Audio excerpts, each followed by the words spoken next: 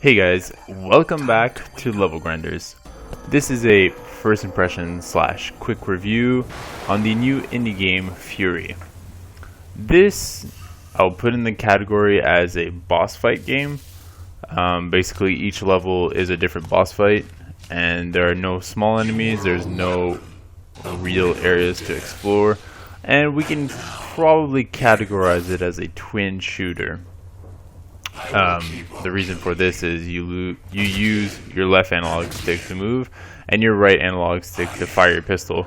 You also have a slash, a dodge, and a defense, or a parry as I should say, and most of your moves besides your parry comes with a charge attack. So the art style, for me anyways, reminds me quite a lot of Bastion or Transistor. It's got that sort of hand-drawn yet mixture with a lot of lighting, which is very key. So in pretty much your first 2 minutes of the game, you will start your first boss battle against the jailer. It is, well, not really it is, but all your fights are based on different forms, I guess, or different attack techniques used by the bosses. Which you can see in their life force, the little squares. Every time you knock down a square, they will change their attack style, or they will add extra attacks, new moves, whatever you want to call it, and you have to use your set of moves at disposal. Very important to dodge and to parry. Parry is the only option that you have when you enter a sort of melee mode. It will be seen like you'll see a small circle around you and your enemy, and that is when you've entered that mode, which you cannot use your gun. Both the the shooter and the charge shot. In terms of the controls, I have nothing real bad to say about it except for the dodge. This could just be me, but I feel like the dodge isn't as responsive. I feel there's a small delay to it, which will sometimes cause you to take a hit or two that you don't necessarily need to take, or that you don't really deserve. Like, you feel like you could have gotten out of that if it was just more on time. But hey, I mean, can't complain too much, right? And the other thing is, when you're not fighting, you're, how can I put this? You're on a very linear path to your next objective, and the camera angle is going to switch often, which causes the game to sort of reset your controls, like your movement, I guess. So let's say if you're walking right and on the screen is going to right, if the next screen is changing so that when you're going to right you'll start moving up, it'll go like that until you take your hand off the analog, and then it will reset itself, and it causes some weird low gameplay. You might see it in the video. I think near the beginning, this is where you see it the most often.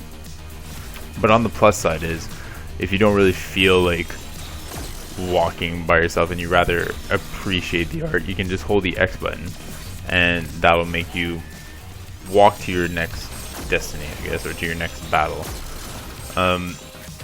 The bosses, they're fair. Let's put it that way. You have 3 chances. You can get hit multiple times in each chance, and every time you parry properly, your life will heal up a bit, which is quite nice, because you will get hit, especially after every form changes. You learn the new patterns. And the gun, I don't want to say it's useless, but I feel like the charge shot, I never really hit it that much, besides on the first boss and in very, very specific occasions. Most of the time the boss will just dodge right out of the way at the last second and then fire off at least like 6-7 other shots, which you then have to dodge, and it's pretty rare that you have enough time to charge your charge shot. I like this game. I will say it's got a catchy little, kind of like the Shadow Colossus feel to it, but with a much more indie / hardcore gamer type, just because of the difficulty. Like, Shadow Colossus wasn't exactly a hard game, it was just learning the bosses and what to do and how to climb it. This is more, if you screw up you will get punished for it, and it's good. Like, this is I feel like this is the new age of indie gamers. We like a challenge. Let's put it that way. We like the challenge. Like, take a look at games like Enter the Gungeon, The Darkest Dungeon. I'm sure there's millions I just can't think of right now that are difficult yet fair, and you learn to appreciate that difficulty. Because let's face it, like back in the 90s and even early 2000s, games were hard. Games were a lot harder than today, and they were punishing, but that's what we liked. So that is my thoughts on this game. It's a good game.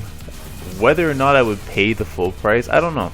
Like, I got it off the PlayStation Plus package or whatever you want to call it, so it's free for me. But I feel like, you know, it's more of a 15, 20, like 15 bucks. Let's say a good 15 bucks. So I would recommend waiting for it on sale, unless you're one of these hardcore, you like challenges, you want to do speed runs. I'm pretty sure there's a hardcore mode for this, so the hits you'll be able to take are quite limited.